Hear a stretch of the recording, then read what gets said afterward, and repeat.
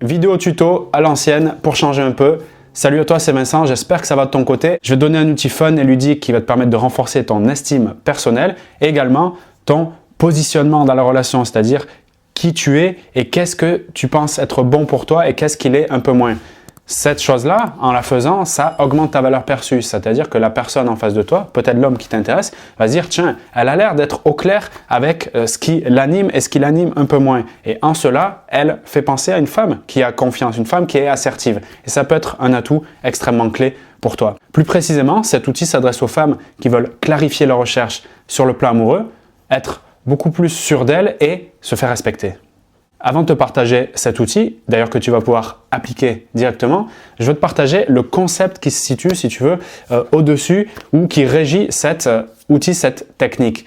C'est celui de la disqualification. La disqualification qui est en marketing, en vente, qui est très connu, qui est un outil de positionnement qui permet en fait justement de qualifier la personne, imaginons dans le contexte d'une vente par exemple, qualifier la personne avec certains critères qui va nous intéresser, c'est-à-dire qui va être potentiellement plus ou moins intéressé, idéalement plus, par le produit, l'offre, le service que l'on propose.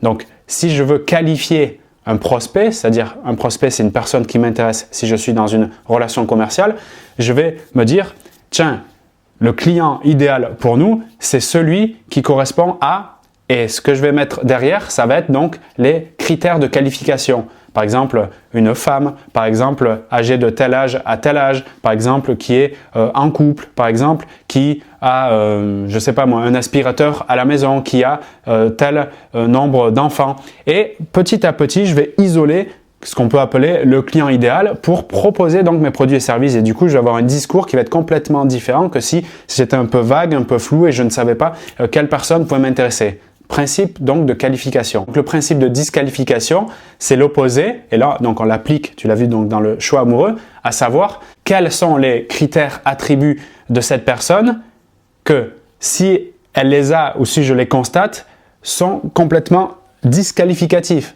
C'est-à-dire que c'est hors jeu, je n'en veux pas.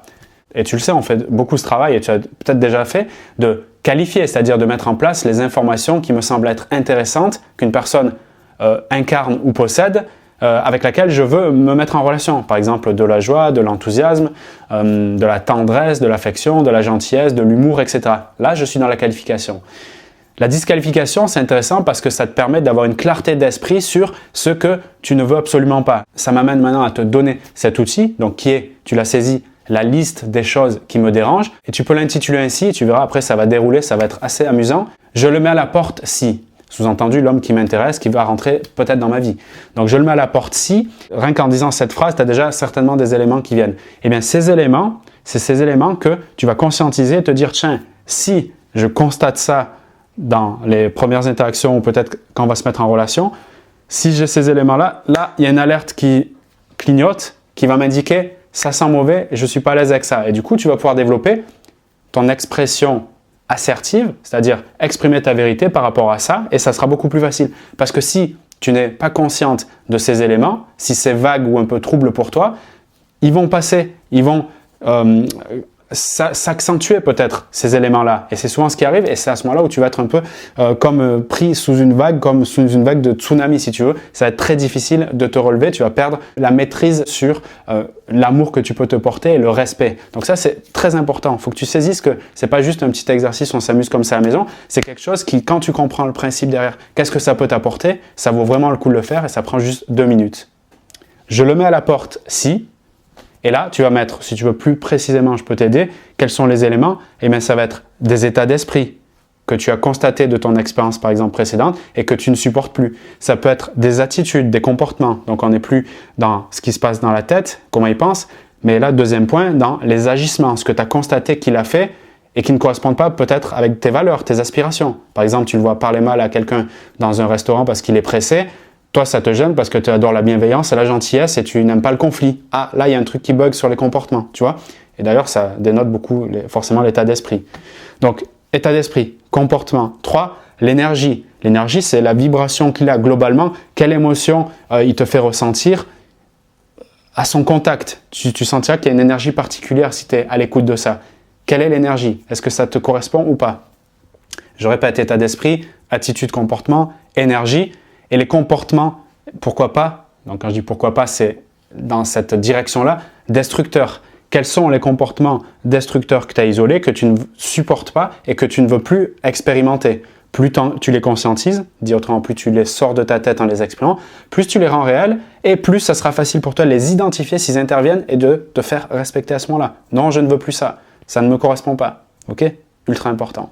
Donc, état d'esprit, attitude, énergie, comportement destructeur. Des exemples. Il critique les gens. Ça peut être une attitude. Il se lave pas. J'ai déjà eu des cas comme ça, c'est des trucs qui arrivent. Peut-être la propreté c'est important et tu constates que ça ne fonctionne pas. Chacun définit ses critères, c'est propre à toi. Ça peut être rigolo, le plus important c'est que ça te parle. Il est casse-couille, et dans casse-couille, tu as ta définition à toi. Plus c'est précis, mieux c'est. Il ne sourit pas. Tu as besoin de joie, d'enthousiasme. Tu vois quelqu'un peut-être qui a l'air un peu mystérieux mais qui fait la gueule tout le temps, ça cache quelque chose. Il me prend beaucoup d'énergie. Avant d'aller le voir, je ne suis pas très à l'aise. Pendant, ça remue et quand je rentre, je me sens vidé. Peut-être intéressant sur le plan énergétique. D'autres exemples, il est pessimiste, donc peut-être là on est sur l'état d'esprit. Pour moi l'optimisme c'est important et je suis au contact de quelqu'un pessimiste, non, ça me plombe. Et là, tu commences à dérouler une petite liste qui commence à prendre de l'ampleur. Et plus tu écris, plus tu verras, plus tu as envie d'en rajouter. Et là, dis-toi, c'est pas grave. En même temps, ça te permet quelque part aussi de faire une autothérapie. Ça te permet de vider ton sac sur des trucs qui sont désagréables. Et de temps en temps, ça fait du bien. C'est le ménage de printemps au niveau mental. Donc ça a beaucoup d'intérêt à mon avis de faire cet exercice. D'ailleurs, je te le conseille parce qu'on le met en place dans certains coachings, je le mets en place moi dans ma vie et j'ai vu la différence encore une fois que ça fait. Donc je te répète, cet outil très simple à mettre en place, je le mets à la porte si il y a des états d'esprit qui ne me conviennent pas, il a des attitudes et des paroles que je ne veux plus, cette énergie, elle ne correspond pas à mes attentes, le comportement ou les comportements qu'il a sont destructeurs ou en tout cas ne correspondent pas à ce que j'attends. Ça, c'est des angles très intéressants à mettre en place. Je te demande de le faire, de me faire un retour dans la zone commentaire. Comme ça, tous ensemble, on voit ce que ça donne. Ça motive, si je puis dire, les troupes à avancer. Le chemin de l'épanouissement amoureux, c'est pas fait pour le voisin, c'est fait pour tout un chacun. Toi aussi, tu as droit à être heureuse en amour. Toi aussi, tu as droit à t'épanouir, à t'aimer, à te respecter. Je me donnerai énormément pour t'aider dans cette direction, notamment en coaching personnalisé si tu as envie d'avancer avec mon soutien personnel, également dans des programmes en ligne que tu peux retrouver en description de cette vidéo. Je te dis à très vite pour de nouveaux partages. Salut à toi, prends bien soin de toi, à bientôt.